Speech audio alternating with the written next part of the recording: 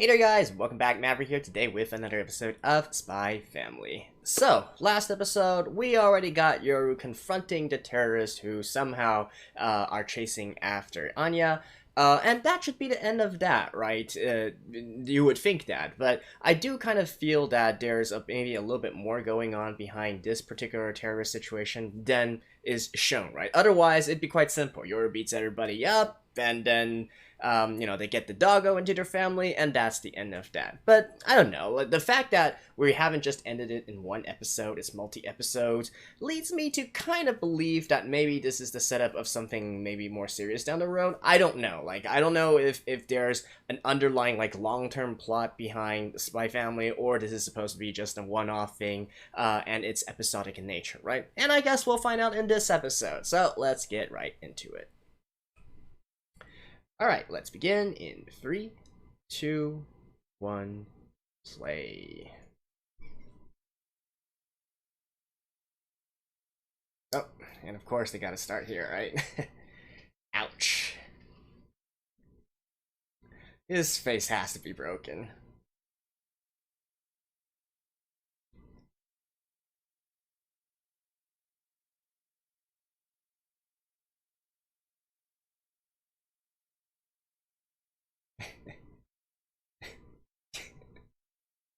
Why are you... Nah, don't question it, don't question it. Ooh.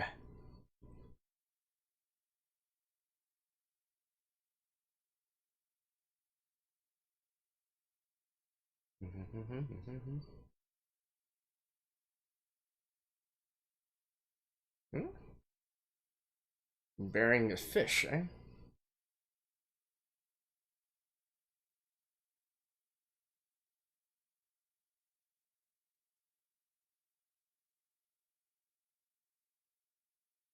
And there's a doggy.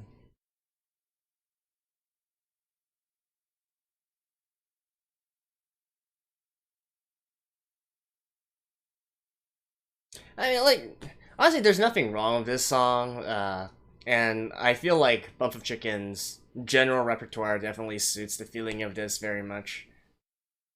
It's just one of those, I don't know, summer drive songs, if you will. I do have to say I vibe with the ending more, though.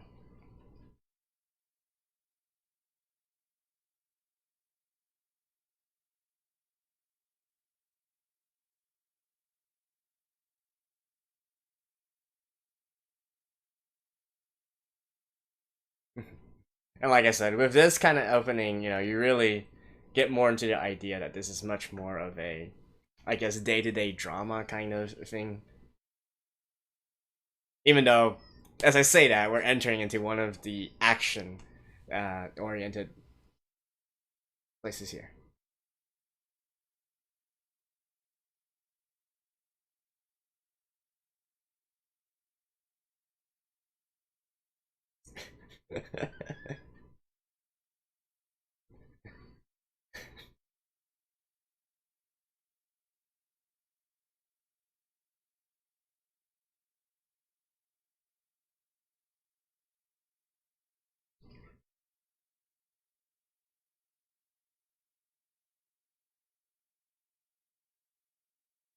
Yeah, staying beside Anya is more important here. Especially if you don't know that, what she's doing, right? What the guy is doing.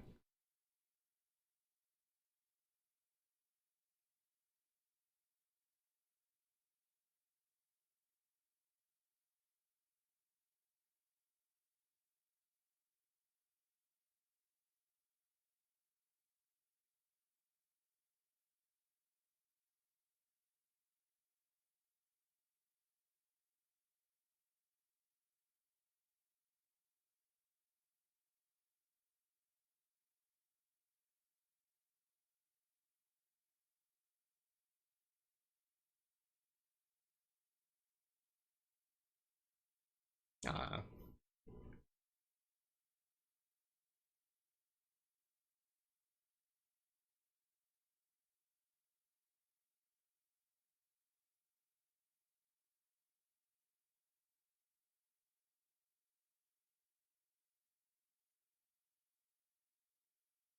Hmm.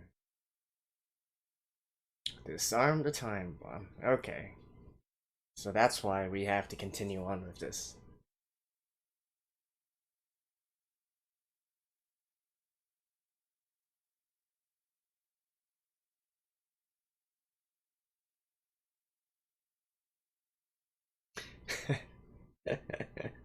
Yeah, like why has nobody caught on to like Euro's outstanding martial arts ability yet? Uh,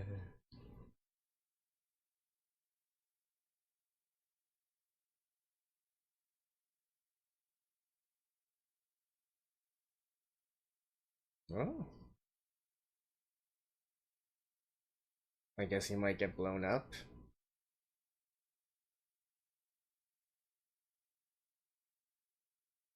Yeah. Huh. So this is a situation where they can change the future, eh?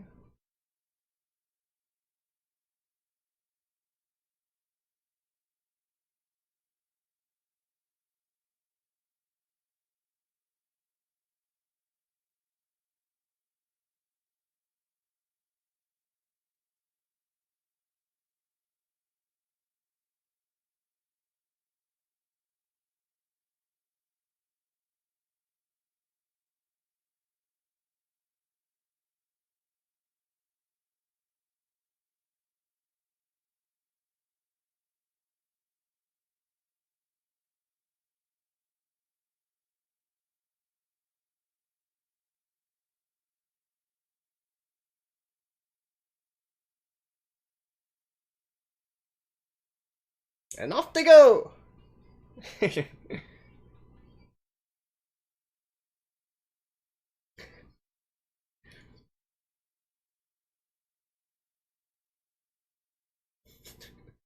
uh,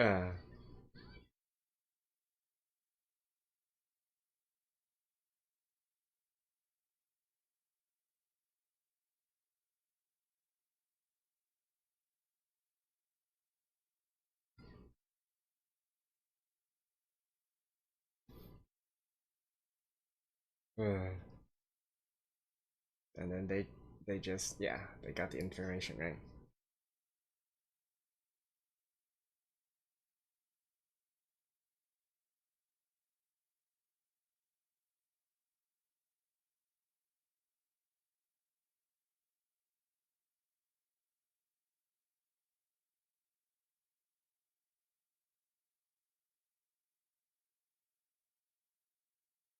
So where is Lloyd at this point? Is he still investigating?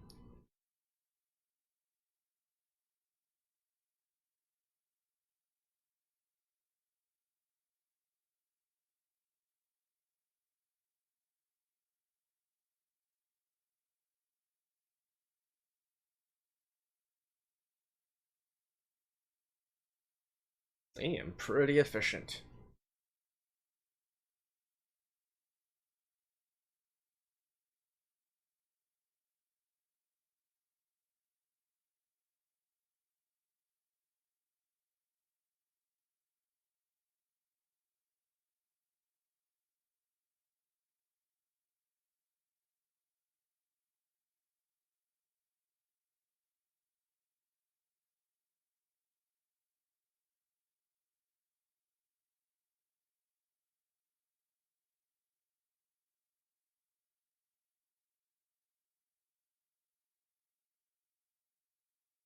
Alright, so these extremists are with the East, eh? Yeah.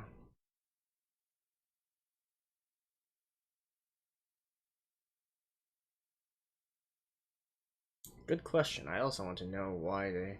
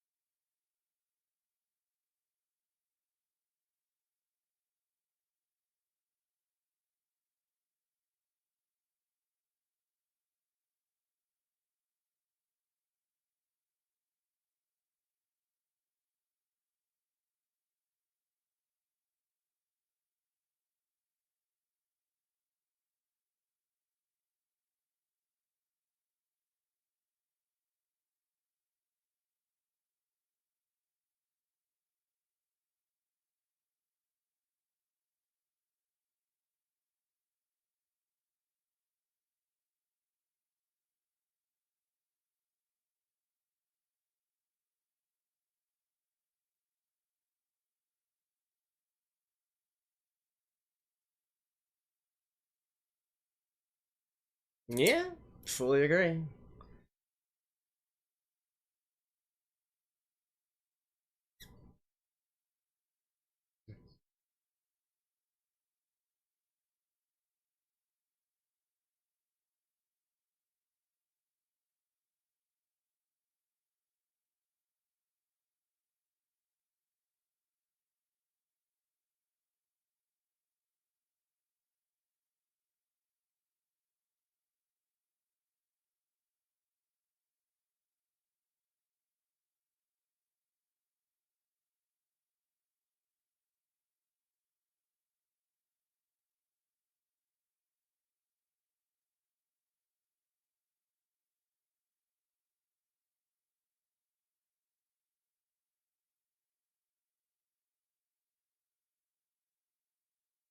Mhm. I wonder if Lloyd actually was part of the war effort as well in the past.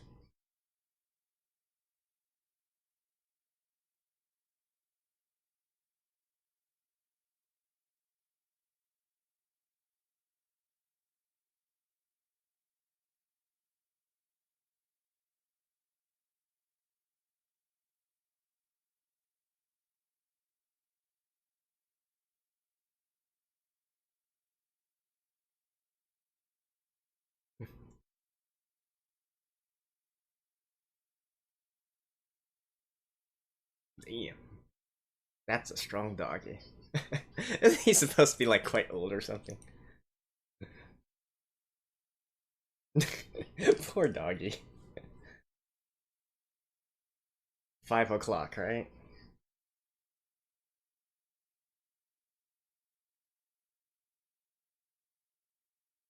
Half an hour?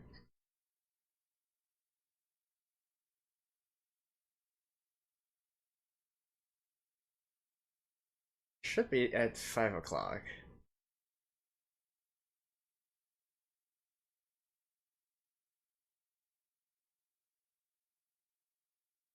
Yeah, half an hour.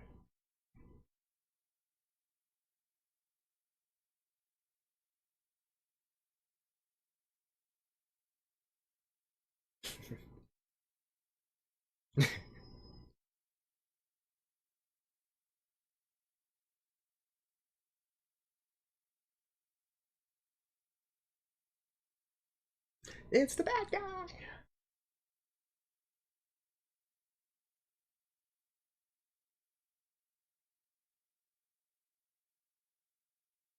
You can probably smell her as well, right? Yep.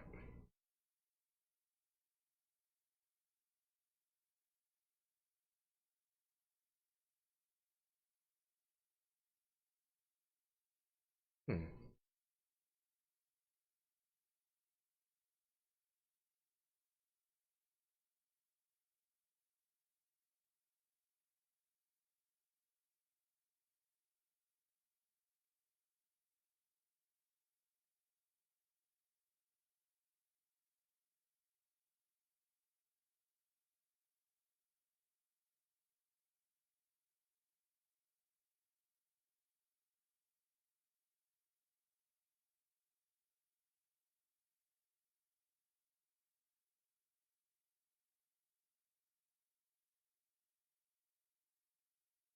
Hmm. I wonder how Anya's gonna stop this. Is she going to reveal herself, or is she going to like do things covertly?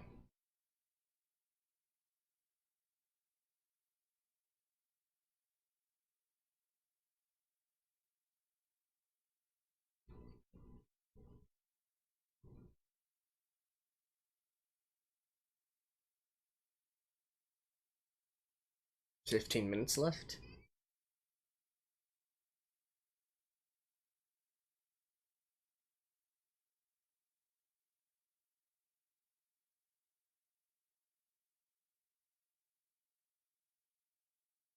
Yeah, how are they gonna do this though?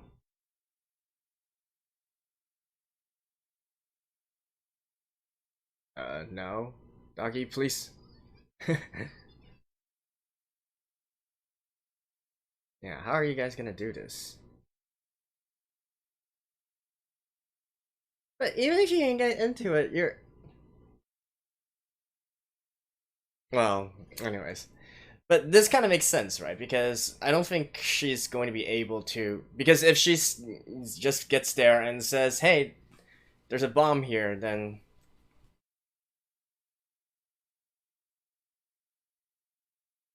Although I guess she can also come. Like maybe Lloyd comes right now, and she's like, "There's a bomb here. I was kidnapped by somebody, and there's a bomb here."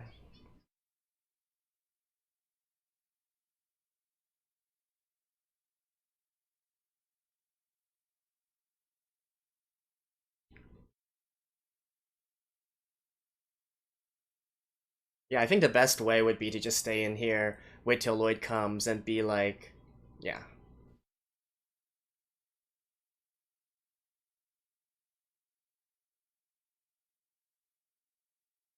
No, I think you can just pretend that you were kidnapped. Although, would that work with Yoru? Maybe no. No, she's gonna write it outside the door.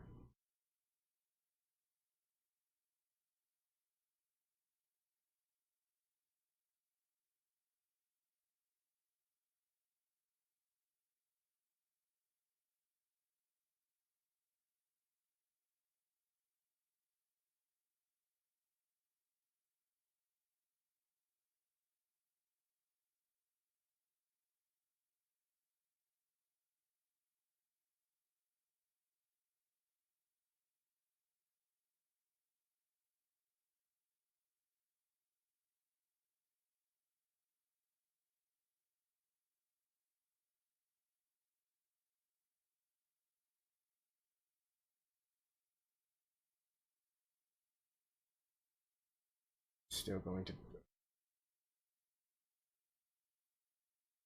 Oh, did Lloyd actually stop the guy?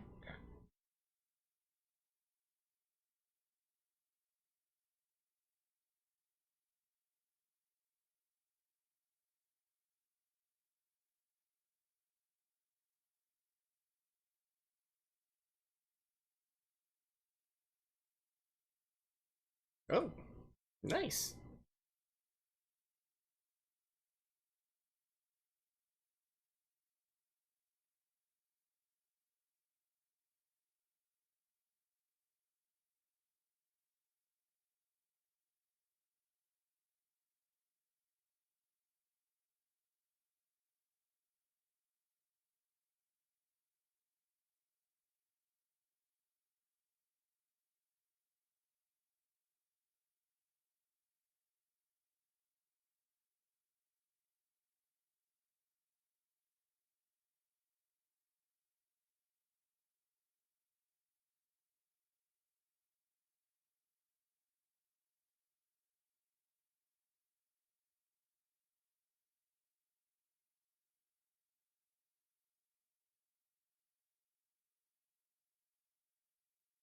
Wait, maybe some guy, maybe the guys from the secret police will also just open it, right?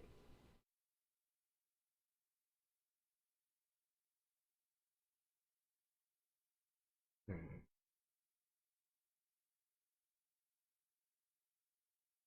He's still out there, right?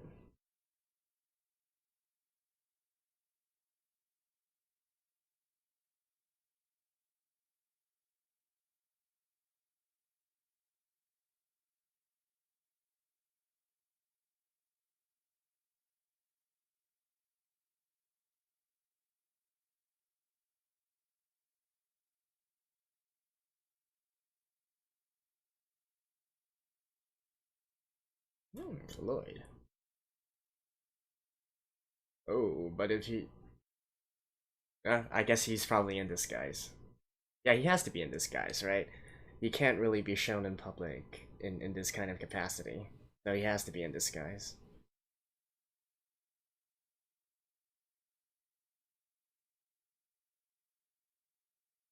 Huh?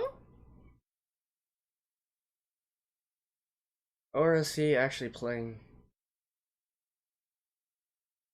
Huh. And how does this guy actually know? Oh yeah, yeah, he's playing as him.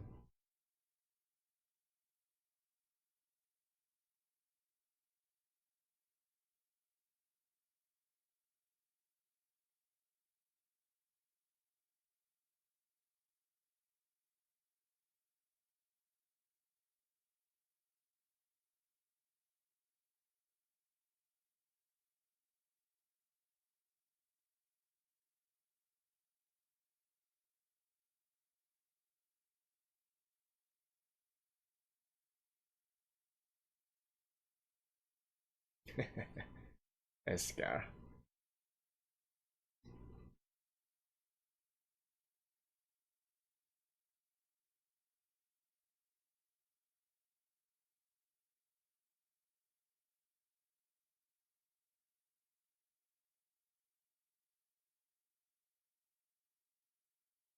Oh, does he have backup? Yep.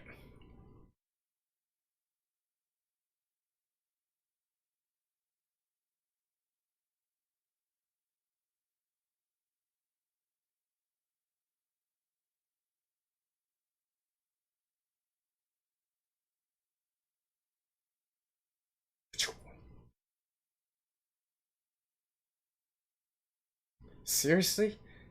You should aim for. Whew. Seriously, for like highly trained secrets agents, you guys suck. Being outdone by a student? Oh my god.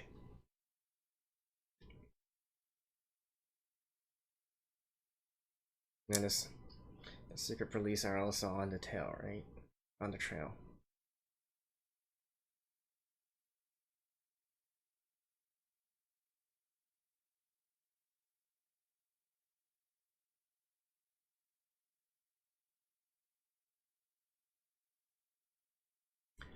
I wonder how the dog was trained to recognize the minister's scent, though.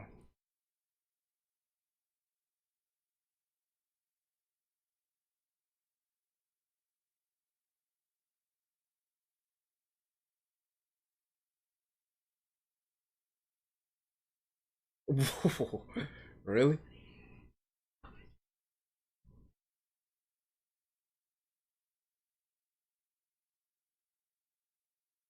Oh, yeah.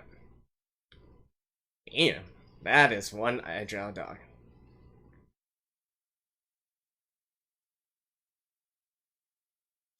But it's not just enough to kill the dog, though. It's a remote detonated bomb.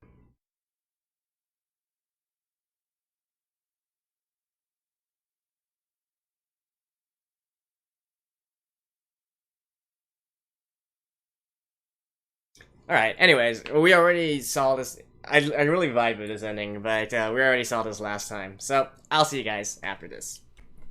Okay, so it indeed turned out to be a multi-episode kind of thing, and by multi I mean even more than 2 episodes here, right? Although not quite for the reasons that I was thinking. I thought they might go into a little bit more backstory in regards to, the animal training program and whatnot, and why they were able to develop special abilities and so on and so forth. But I guess perhaps maybe later we'll get into more backstory of each of the characters, especially Anya and the doggy, right? But beyond that, solid episode overall. I think my favorite part of this episode, honestly, would actually be the handler doing the sort of her inner speech there, really like driving home reality to the idealistic students, right? Which is much more a common thing in than one might expect. And I was actually quite curious about the motivations for these students as well. Although, typically speaking, most of the time it is ideological purposes that motivates them. This has been,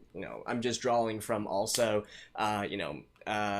history as well, like what happened during the Cold War between the Soviets and the U.S., and what really drove people onto each side, in that kind of effort, in that kind of circumstance, right? It's not entirely suited for this, but in a lot of like in sort of like spy terminology or intelligency terminology, there is this acronym called MICE, right? Which tells about how spies can turn, how to recruit a spy, how you motivate them, right? The acronym MICE, M stands for money, I for ideology, C for what's it called again? Coercion. Yeah, coercion. Basically blackmail. And then number four, E would be ego, right?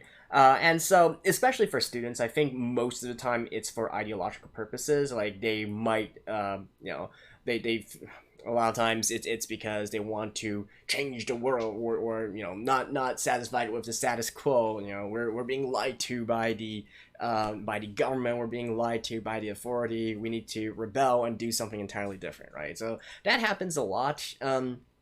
I was kind of curious, actually, in the last episode, whether or not these were actually radicals from the West instead of the East. But apparently, here, since they are saying death to the pigs in the West, I think it's quite confirmed here that they are students in the East that are more so, more so in the East, right? Australias and whatnot. And so they haven't really turned, if you will. I thought they were going to go like much more deeper and political than that, but this seems just like, I don't know. This doesn't seem too far fetched. And with this, we can also say maybe. Well, actually, sorry. I'm just thinking, like, in the last episode, I made this entire thing about I really want to know who's the benefactor behind these students, and I feel like, more so than anything else, like, obviously we are looking at this from the perspective of a protagonist, right? Obviously, Yoru, Lloyd, Anya, they are going to survive at the very end. The doggy can literally see the future, so this thing will end, of course, with a good ending, and then we have the family of 3 plus 1 dog, and we have one big happy family. So let's just put that aside. We know that's going to happen. I'm more interested in whether or not this becomes the unveiling of something more, right? That's why in the last episode I mentioned how I feel like maybe this is going to be a multi-episode, because maybe we might get into a little bit more in regards to the superhuman abilities that Anya or the doggy has, or we might instead uncover some mysterious benefactors working in the shadows, like whether it's from the West or from Australia. It's not quite clear, right? Obviously, since these, even if we do know the identity and the nationality of these terrorists here, we still don't entirely, we can't be 100% sure who is actually in the dark providing these resources and providing this sort of ideology brainwashing to them, right? It could be from Astelias, like some radicals within Astelias, those who are, I guess, what we would call like the Hawk faction, if you will, those that do want war, those that want to prove the superiority to the West, or it could be some people in the West as well, right? Well, either for it could be a traitor from the West trying to work for Ostelius, or it could also be the Hawk faction in the West as well, trying to instigate these kinds of incidents, so that they can go to war and all the things that war entails, right? Obviously, when we're talking about this, it's more so the seizure of resources, the seizure of land, or the seizure of profit, right? And so I don't know how far they're going to go into this. Like, so far, I feel like even though we have this underlying story here about keeping peace between the East and West, right, it's still not quite clear at this point in time, like, how serious we're supposed to take this entire premise, or is this still mostly focused on the day-to-day, activities of the Free, right? Especially now that, I mean, obviously, there's still the entire general purpose of getting close to the government official, right? That's the entire reason why this plan was born. But I don't know, like, how far they are going to go into it in the day-to-day episodes, if you will. So this will be a nice little precedent for this, and I think it also serves as a nice little precedent for how maybe these 3 will act in the future when in regards to these kind of situations, right? So basically, all 3 of these, they will be acting independently, right? They might be doing some things in the dark to help one another, but or I guess inadvertently, especially for Yoru and Lloyd, inadvertently help one another, but the one who's going to be holding this together would definitely be Anya. She's the only one that knows everything, right? She's the only one who knows the secret identities of both Lloyd and Yoru, and she's the only one who can be in the darkness and help them. I wonder if she might in the future also help Yoru in her missions as well. I don't really think so, question mark. We'll see.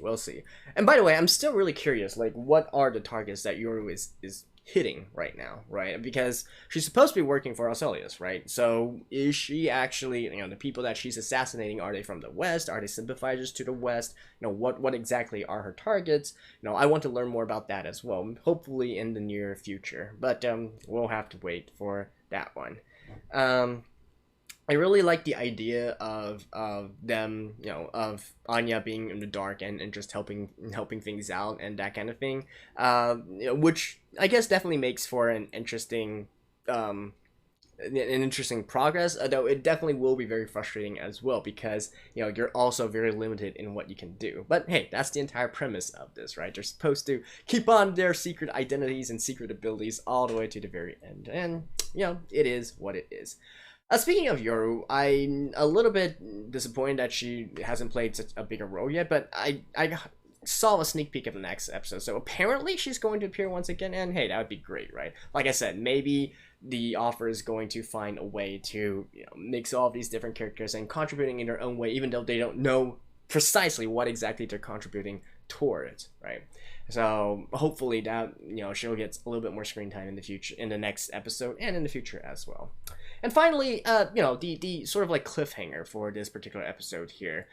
I'm going to go on a limb and say Lloyd will probably not be killing that dog. I feel like with the concept and the sort of like heartwarmingness, if that's a word, of this series as a whole, I don't really think they want to show the main character killing a dog. As people like dogs basically, so even in a lot of fantasy works, even more so than people. So I don't really think they're going to be showing that kind of scene directly on screen. I could be wrong, but the fact that we left at a cliffhanger right at that point leads me to believe that probably that's not going to happen, especially in the case where the dog is kind of sort of like an innocent bystander as well. I doubt it knows that it's carrying a suicide bomb, right?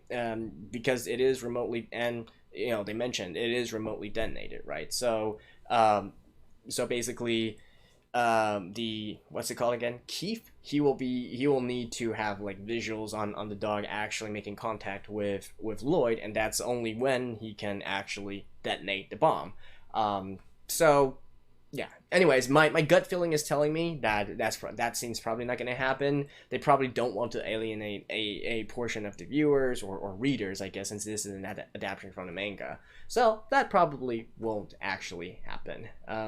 In fact, I highly doubt that we'll see much actual bloodshed here, as ironic as that sounds, considering that Yoru was literally an assassin.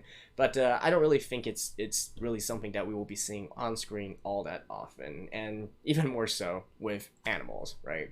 So yeah, that's pretty much my thinking for the future, for what's gonna happen. Oh, and we also forgot Yoru's little brother, right? He's probably going to be on the scene as well.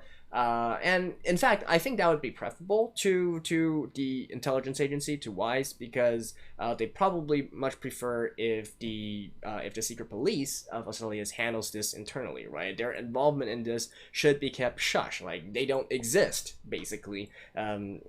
Or theoretic. I believe that it should be that they don't exist. So, in fact, I'm already kind of I really thought that WISE was kind of like a need-to-know organization, like very like top secret, held secret, and the existence of which most people wouldn't know.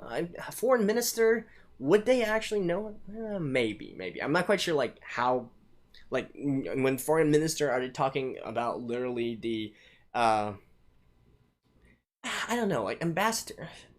Anyways, what I'm trying to say here is I was actually quite surprised when the minister spoke just openly about WISE, right, about this intelligence agency, because I don't think this is supposed to be an above the ground intelligence agency, right? Not something like the CIA. Everybody knows the CIA exists, right? Everybody knows that they're doing some kind of stuff. But WISE always struck me as something that even exists independently of all of that other kind of stuff, and its existence. The existence itself is supposed to be a secret, much less any activities that it's doing. So that kind of threw me off a little bit.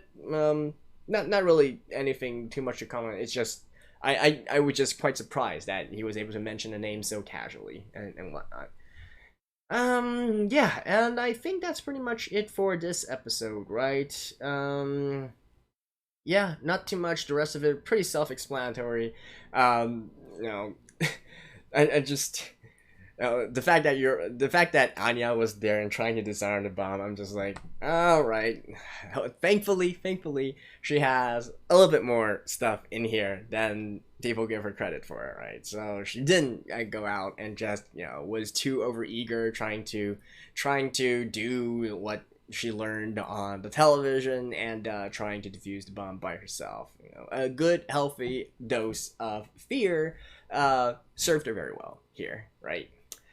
And thankfully, the wires were black and not red and blue. Otherwise, I feel like she might have wanted to try her hand at that. So, anyways, good job, Anya. Good job, Doggy. And, well, I guess the next episode we're going to have to let the adults handle things and close this arc out. So, thank you guys, and I will see you guys next time.